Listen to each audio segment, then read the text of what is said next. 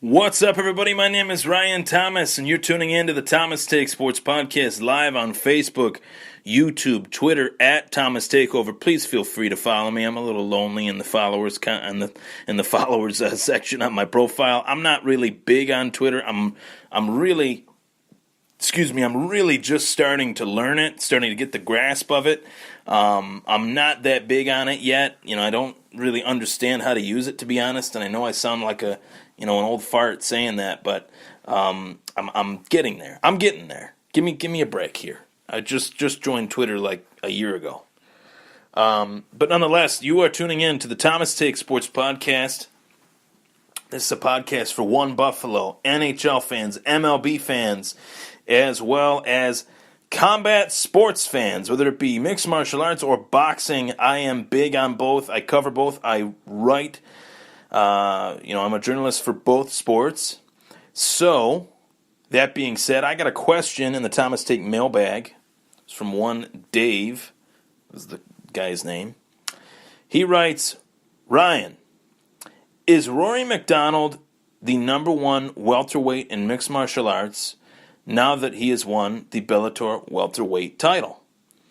And I really am happy I got this question, because I was actually going to talk about this without even getting the question, but the fact that I got a question was pretty awesome. I like getting questions from the listeners and the audience. I love interacting with people. I've always been a talker. I would go on the playground as a little kid and make friends like that. And sometimes, I would, my mom and my dad would say, don't talk to strangers, we're worried he's going to talk to strangers. I would still talk to people I never even knew. I'm just an outgoing guy, and I enjoy talking to people and interacting with people. So, Rory MacDonald, is Rory MacDonald the best welterweight in the world? Well, let's look at it from a few different angles, okay? Rory MacDonald won the Bellator welterweight title. Bellator is largely seen as the second best mixed martial arts organization in the world today. Obviously, numero uno would be the Ultimate Fighting Championship, the UFC. But Bellator has grown in a wide variety of ways. Point being, Rory MacDonald. The fact that Bellator was able to attract a fighter with as much cojones as Rory MacDonald, that says a lot. Bellator is growing. They are fast-paced, moving up the ladder. They've been able to acquire talent like Rory MacDonald, like Ryan Bader, like Phil Davis, like Michael McDonald. And, obviously fighters of years past, Rampage, Tito, Chael, Fedor, Frank Mir, Matt Mitrione. They've been able to do a lot. They've done a decent job at building a new brand, and I've enjoyed it. I enjoy mixed martial arts. I can't really say I'm a UFC fan. I can't really say I'm a Bellator fan. I'm a mixed martial arts fan. I'm a boxing fan. To put it simple, I'm a combat sports fan. When people ask me what sport do I write for, I say combat sports, whether it's MMA, boxing. Those are the two that I really love both sports equally. So is Rory MacDonald the best welterweight of all, not of all time, in the world, I should say? I think he is. I don't care if he's got a Bellator belt on his waist. I don't care if he's got a UFC belt on his waist. People say that the competition in the UFC's welterweight division is the best. They say that the competition is the best in the UFC. That might be true. The UFC has 500 to 600 fighters on their roster, whereas Bellator probably has about 300 to 400. If that, maybe 300, maybe even 250 to 300. And they're growing, though. So that is expected. At one point, the UFC was right where Bellator is right now. And it took them a while to get their feet off the ground, and once they did, they took off like a rocket ship. I expect the same thing to happen with Bellator. Rory MacDonald owns wins over Nate Diaz, Mike Pyle, BJ Penn, Jake Ellenberger, Damian Maia, Tarek Safadine, Paul Daly, Douglas Lima, who he just defeated on Saturday, and last but not least, the current UFC champion Tyron Woodley.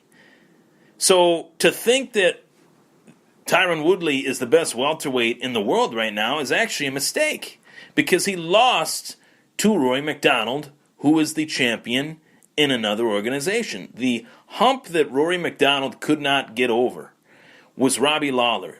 2 of his 4 losses in his career were to Robbie Lawler.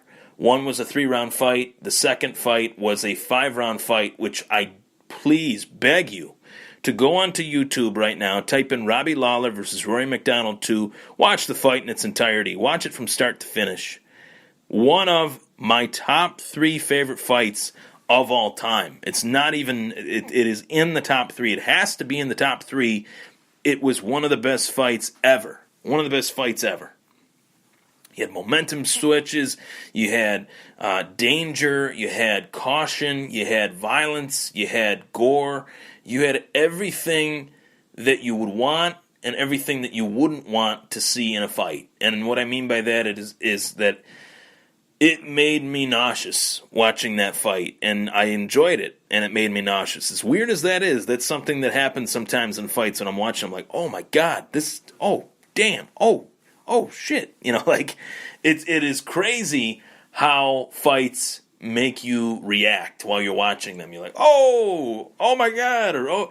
Rory MacDonald showed in that second fight with Robbie Lawler that he is a true badass. He really did. And that fight will stand the test of time in his legacy. That fight was really all he needed. And now he has a belt in an organization that might not be on the UFC's level, but that division is very stacked for Bellator. You have Andrei Koreshkov, Douglas Lima, Josh Thompson. You have some high-quality fighters in that division. Michael Venom Page. You have guys that are real gangsters in that division. Brennan Ward, guys that really love to fight. And one of the other losses on Rory MacDonald's record that was a very close fight was his bout with Carlos Condit. And if you don't watch MMA, but for the audience that has, you know very well that Carlos Condit is one of the toughest guys that's ever fought in mixed martial arts. His nickname is the Natural Born Killer. He's finished like 80% of the guys that he's fought, and Rory MacDonald was a true champion in that fight. Although he lost, he proved a lot. And it's crazy when I go back and really think about Rory MacDonald, because I've been a mixed martial arts fan for a long time, dating back to when I was a little kid, to be honest, when the UFC was on VHS tapes. And I often remember as the sport grew bigger, better, faster than ever before, that the welterweight champion at the time was George St. Pierre. And everybody should know that name. Greatest welterweight ever, and in my eyes, the greatest UFC fighter of all time. He talked about Rory MacDonald. He said, this Rory MacDonald kid from, I don't remember where he was from. He's from Canada. I think he might be from Alberta or something like that.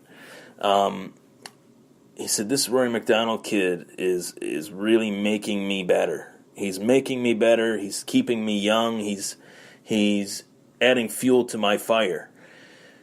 Training, GSP, one of the greatest, as I said, the greatest of all time in my opinion. A guy that looks like he could be a statue. His physique is so ridiculous. It almost looks like he's a cartoon character. He's saying that Rory MacDonald is making him hungrier. He's giving him like new life. The fact that he's a training partner, the fact that Rory MacDonald was so hungry at such a young age, the UFC signed him when he was 20 years old. That made me think this kid's got to be really, really special. If George St. Pierre is saying that he's bringing the best out of him, that Rory is bringing the best out of George, that says a lot. And that really made me think to myself, wow, Rory MacDonald, this kid is really going to be something. And he has been. As I said, the only fights that he's had trouble in were against Robbie Lawler. And name a fighter that hasn't had much trouble with Robbie Lawler. I think the Tyron Woodley versus Lawler fight is one that I can't really give it much credit to Tyron Woodley, because at that point Robbie Lawler was kind of a shell of himself at that very moment in his career. He hadn't taken much time off from his wars with not only Rory MacDonald, but with Carlos Condit as well in the Lawler-Condit fight. So Woodley was kind of facing a tattered up Robbie Lawler, one that didn't have much of a chin, and it took one shot, and he got put on his butt. So, and I also have to throw in the fact that Tyron Woodley has produced some of the most boring fights in UFC history in terms of title fights. Literally holds the record for least thrown, least landed punches in a title fight versus Damian Maia, who Rory MacDonald had a fight of the night performance with Damian Maia. So, yes, is Rory MacDonald the best welterweight in the world in MMA? Yes, I would say he is. I think that was the one guy that the UFC let go of that I thought, I don't know if that was such a good idea.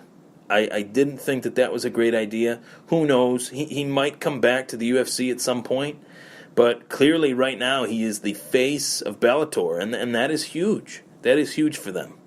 I think that's great. I thought that the performance versus Douglas Lima was fantastic. I thought that he dug deep. He really bit down on his mouthpiece and went after it. He was losing at one point. At one point, it looked like the fight was going to be finished. He got kicked in the leg and fell right to the mat. And Lima could have just rained down punches on him, and he did. But Rory was just hanging tough in there, just clinging for that last 23 seconds of that round. I think it was the third or fourth round, and that fifth round.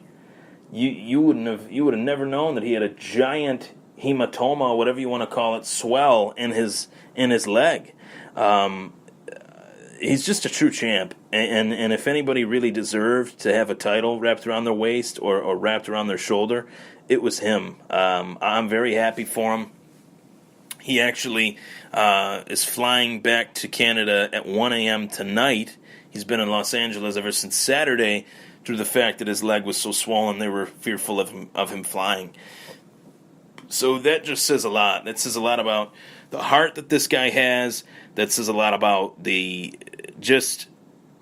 is a true badass and a true throwback to many fighters that, we look at this era today and guys don't want to defend anything. Guys don't want to step up to the plate and represent their company. And Rory MacDonald has always been willing to do that, and I think we're going to see him defend his title shortly. Although he had the leg injury, I think this summer Bellator will definitely put him out there.